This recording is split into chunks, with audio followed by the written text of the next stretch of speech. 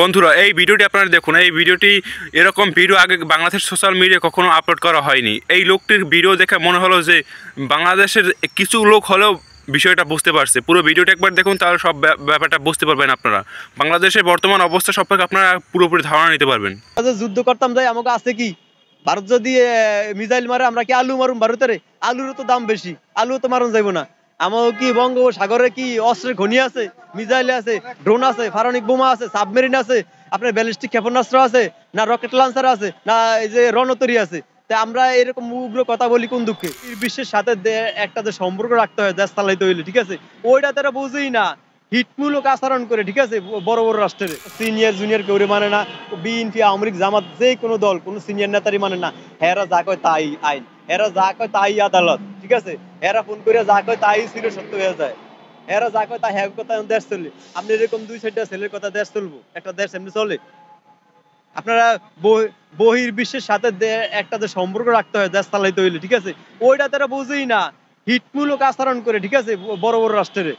যেমন এই যে চায়নার সাথে সম্পর্ক করিয়া, পাকিস্তানের সাথে সম্পর্ক করিয়া ভারতের হিংস্র ভাষায় কথা কয়। বুয়েটের মতো জায়গায় ভারতের এই যে পতাকারে ফাড়া দেয়, ঠিক আছে, বিভিন্ন জায়গায় অগরে তুচ্ছ করে কথা কয়। ভারত একটা বড় রাষ্ট্র, গাদ্দারি রাষ্ট্র, শক্তিশালী দেশ, এরা কি আমগুলো গাদ্দারি করবো না? গাদ্দারি করাটা একেবারেই স্বাভাবিক। আমরা কোন পজিশনের দেশ আগে ওইটা আমাকে হিসাব করা লাগবো। আমরা কোন সিরিয়ালের দেশ, আমাকে কদ্দুরা মানচিত্রের দেশ, আমরা ওই হিসেবে তো কথা করা লাগবো। এরা তো এটি কিচ্ছু বোঝে না। এরা তো আরো দেশটা দাঙ্গা বাজাইবো, হাঙ্গা বাজাইবো। এরা দেখবেন এই দেশটারে দুর্ভিক্ষে দাঁড়িয়ে নিয়ে যাইবো, তারপরে এরা দেশের থেকে ফালাইবো। ইন্ডিয়া তো পোড়াইবই। আমরা যদি বাঙালিরা ইন্ডিয়ার পতাকা পোড়াই, ইন্ডিয়াতে পোড়ানোটা একেবারেই স্বাভাবিক। আমরা বেশি অনেক ক্ষেত্রে কিন্তু ভারতের কাছে ঋণী, ঠিক আছে, অর্থনীতির দিক দিয়া। আপনারা হয়তো বিশ্বাস করবেন না এই কথাটা, বলবে কইবেন হয়তো একচেটিয়া বলি।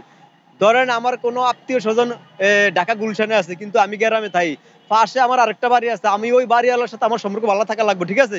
কারণ দূরে হয়তো আমার সম্পর্ক বড় সম্পর্ক কোনো ব্যক্তি আছে, কিন্তু এই সময় তো আর নাই, ঠিক আছে। আমার বর্তমানে তো দরকার, আমার পাশে যে আছে হের দরকার। আমাকে পাশে ভারত আছে, এই ভারতের আমাকে বেশি দরকার। চায়না ঠিক আছে আসে অনেক দূরে, পাকিস্তান অনেক দূরে, হেগো আমাকে লাগে, কিন্তু হেরা তো আমাকে পাশে না।